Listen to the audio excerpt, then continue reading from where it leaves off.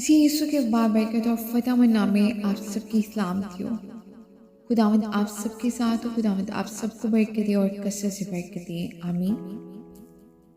आइए खुदावंद की ज़िंदा पाक कलामे से आज हम पढ़ेंगे खरूज की किताब उसके 20 बाब।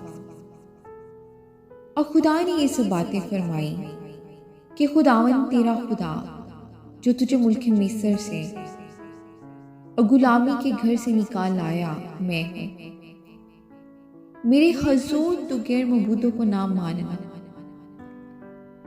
तो अपने लिए कोई तराशी हुई मूरत ना बनाना, ना किसी चीज की सूरत बनाना जो ऊपर आसमान में या नीचे जमीन पर या जमीन के नीचे पानी में है।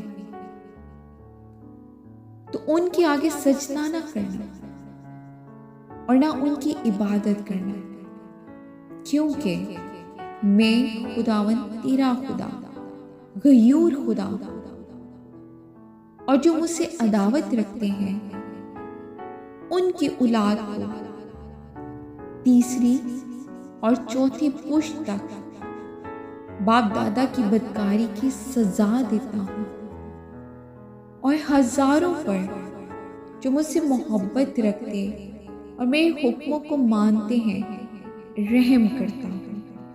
आमीन। खुदाम के जिंदा पाक कलाम के पढ़े और सुने जाने में उसकी बरकतों खुदावन का शुक्र हो।